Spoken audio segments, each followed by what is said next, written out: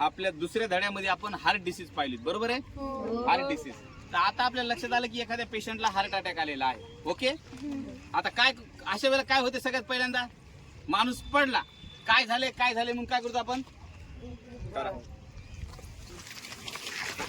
अशा वेळेला काय केलं पाहिजे? गर्दी केली, त्याला हवा लागली पाहिजे. सर का माग पहिल्यांदा त्याला हवा मारायची. पहिल्यांदा त्याला काय करायचे? हवा मारायची. कशाने? जे साधन असेल ते साधन. आता 2-3 जर हुशार माणसं पुढे आले पाहिजे. 2-3 किती? चला, पहिलं तर त्याच्या नाकाला चेक करायचं की ऑक्सिजन चालू आहे का नाही, हवा घ्यायला का नाही, श्वास घ्यायला का नाही, बरोबर आहे? पुन्हा छातीला आपण छातीचे हृदयाचे ठोके चवळे बाळा इकडे. छातीचे हृदयाचे ठोके इथं हात लागले की कळते आपल्याला, हे ठोके लागायला तिथं, बरोबर? ओके, हृदयाला हात लावलं की आपल्याला कळले ठोके चालू आहेत का नाही. आपल्या लक्षात आलं की याचे ठोके चालू नाहीत. किंवा इथे एक असते बघा, इथे हात लावून आपण चेक करू शकतो मानाला की ठोके चालू आहेत किंवा नाही. जर लक्षात आलं तर सगळ्यात पहिल्यांदा आपण हेल्प मागितली पाहिजे. काय केलं पाहिजे? हेल्प. मग एवढे माणसं आहेत, एवढ्या माणसामध्ये काय करायचं?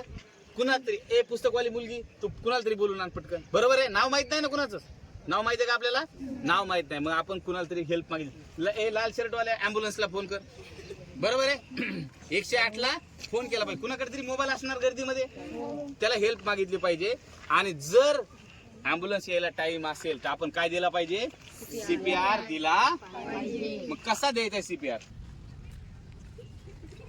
आधी काय केलं आपण? सगळ्यात आधी सगळे लांब सरकलो, बरोबर आहे? त्याला हवा लागू दिली. एक माणूस काय करायला? चल बाई हवा मार लवकर पटकन, चला असा हा, त्याला हवा आपण लावली, बरोबर आहे? पुन्हा चेक केलं आपण, पुन्हा चेक केलं, नाकाला चेक केलं, तो श्वास घेतोय का नाही. आपल्या लक्षात आलं तो श्वास घेत. आपण त्याच्या हृदयावर हात ठेवून पाहिलं, श्वास घेत नाही. परत आपण त्या इथे हात लावून पाहिले, नस चालू आहे का नाही, पण चालू नाही. आपण एक माणसाला लाल शर्टवाल्याला अँब्युलन्सला फोन लावायला सांगितलं. किंवा याला कॉन्शियस आहे का नाही असं विचार, ए दादा उठ, उठ, ते उठला, बरोबर आहे? मग आपल्याला काय द्यायचं आहे? सीपीआर द्यायचा आहे. तरच द्यायचा आहे कधी? ज्या वेळेला माणूस कॉन्शियस नसतो, श्वास घेत नाही. श्वास घेणाऱ्या माणसाला द्यायचा. श्वास घे ना, आता बंद पडले हृदय काय झालंय? बंद पडले. दवाखाना इथून अर्ध्या किलोमीटर अंतरावर, 1 किलोमीटर अंतरावर, 2 किलोमीटर अंतरावर, खेड्यात तर लय लांब असते. मग आपला तिथं काहीच करू शकत नाही, पण आपण एखाद्याचा जीव वाचवू. मग आपला हा डावा हात डाव्या हातावर ठेवायचा, उजवा हात, आणि हे तर आपलं जे तळवा इथला खालचा, हा बरोबर त्याच्या सेंटरला ठेवायचा. हे सेंटर असते ना, इथं थोडा खड्डा असते ना, त्या खड्ड्यावर असा ठेवायचा. आणि जोरामध्ये आपल्याला 100 वेळेला त्याला दाबायचं. 100 वेळेला, जोपर्यंत त्याचं हृदय चालू होत नाही तोपर्यंत. आलं लक्षात? असं करून आपण त्याचं हृदय चालू करू शकतो. किंवा पुन्हा तुम्हाला वाटलं त्याला ऑक्सिजन द्यायची गरज आहे. आता बघा, स्त्री पुरुष बघा, प्राण वाचवणार सगळ्यात महत्वाचं आहे. प्राण वाचवणार काय? आपल्यामुळे जर एखाद्या माणसाचा प्राण वाचला तर सगळ्यात त्याचं तोंड उघडायचं आणि जोरात अशी हवा फुकायची तोंडामध्ये. आलं लक्षात? सर मग आम्ही त्याच्या तोंडाला तोंड लावावं का?